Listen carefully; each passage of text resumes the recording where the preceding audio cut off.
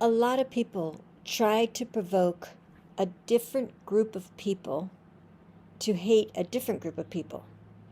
And that is basically what has happened throughout the ages of history. I'm not like a history buff, but just understanding this. In Germany, they made out the Jewish people to be bad, and and then people went against them. And it's happened where, if you're not Christian, we're going to kill you. If you're not whatever.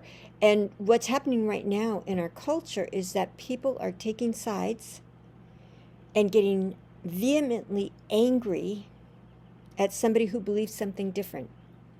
I want to propose a different idea. What if we could allow everyone to have their own point of view and still be able to have discernment and allow ourselves to have our own points of view and be kind and respectful and relaxed with each other, so that we can actually have conversations, so we can understand why this person has this point of view or why this person has this point of view. And maybe the point of views are not the same, but maybe we can be friendly and relaxed with each other and not be trying to fight each other. There's something going on in our culture, or in our, I don't know where it's coming from, but maybe it's just in the media, maybe it's in government, I don't know. But we need, I believe, to find a way to allow everybody to be who they are, to believe what they believe, and then to not hate them because they believe differently than we do. For me, what I do is I love everyone unconditionally. I don't judge anyone, but I have discernment. And what I mean by discernment, it's not saying that this person's good or this person's bad, but the discernment is, I'm going this way, I'm not going that way. And I'm really clear. I don't think anybody's bad at their core. At their core, I believe every single one of us is love incarnated. I feel that way because I have seen it. I have watched people that have been terrible people, from back in my day when I judged people. And then when I shifted and allowed them to be who they were, they turn out to be kind and generous and thoughtful and honest. Yeah, there might be some people who are not capable of making those kinds of changes, but I'm talking in general, most people can.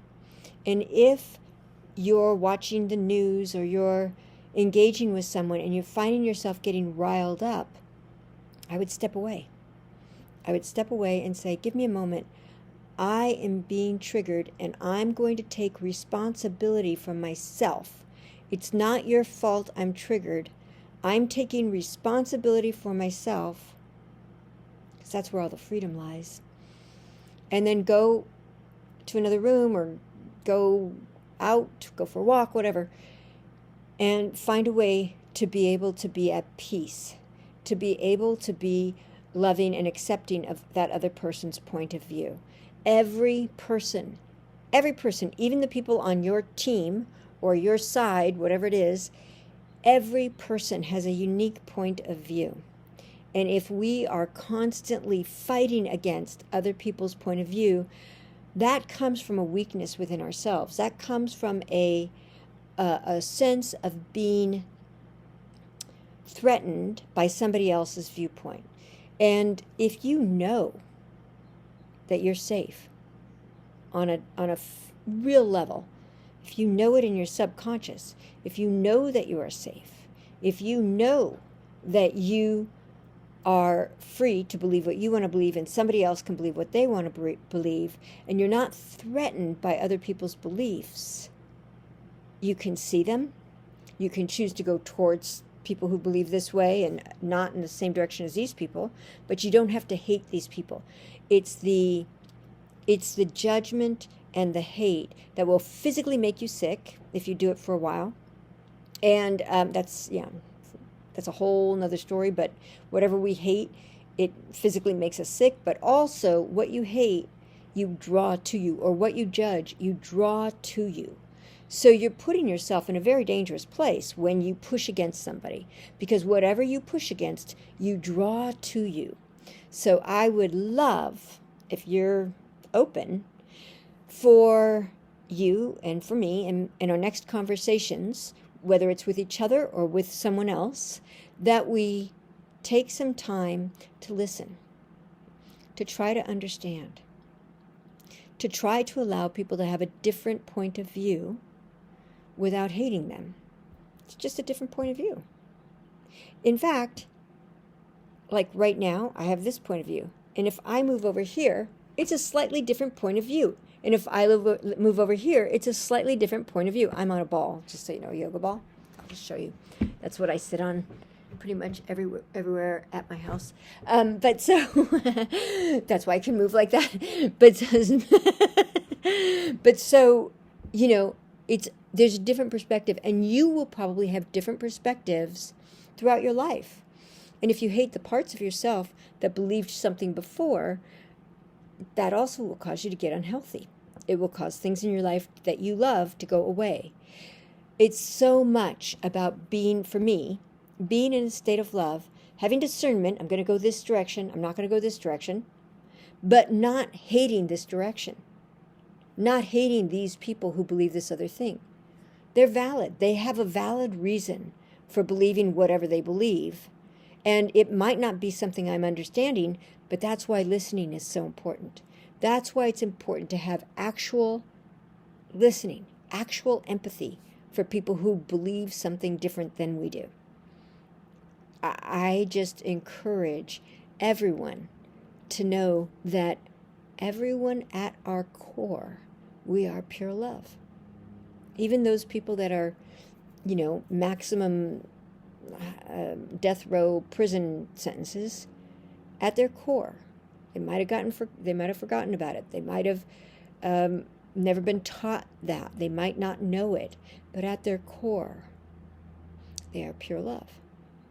And so when we recognize that everybody is valid, everybody has a valid opinion, everybody is important, everybody is essential, and we treat each other with respect, with listening, with understanding, with real compassion and empathy, then we have a chance to really shift this world and become a cohesive unity where there's understanding and where we can laugh with each other, even if we have totally different understandings of what is going on in this world.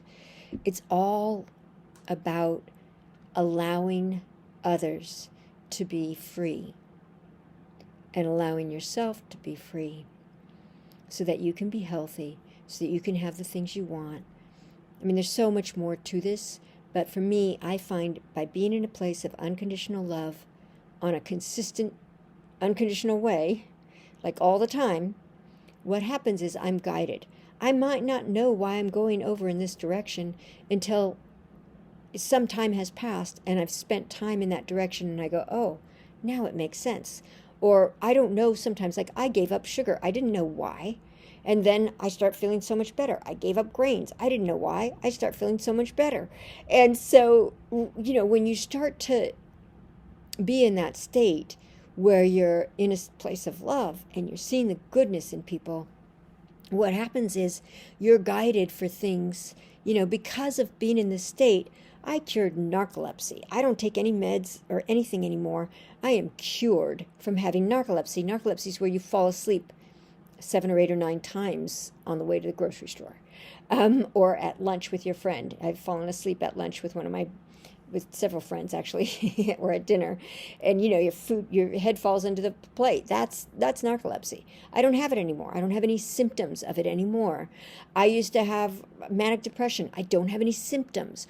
All of this happened because of being in a state of love and relaxing and more. There's more to it, but it shifts your physiology. People can get sick simply because they don't like being in traffic. I mean, it is ridiculous how much we are hurting ourselves by judging someone else. And so if you can join me in this, let's call it a love fest, an appreciation fest for the diversity of opinion. I want diversity to be honored in people. that everybody gets to be honored, no matter what race, what age, what ability, what disability, what sexual orientation. I want all those. I want everybody to be valued, but we also need diversity of ideas, diversity of thought, diversity of belief systems. And that diversity is part of the joy of life. And when you have a conversation with somebody that you were mad at and then you start to understand them, it is so juicy and it brings people connected. I have friends in every political spectrum. I have friends of every sexual orientation. I have friends of every color. I just want to understand and to listen and to allow them to be who they are and allow me to be who I am. I'm not afraid that somebody else's opinion is going to mess me up. I'm not afraid of anything. So you can have whatever opinion you have, and we can be friends.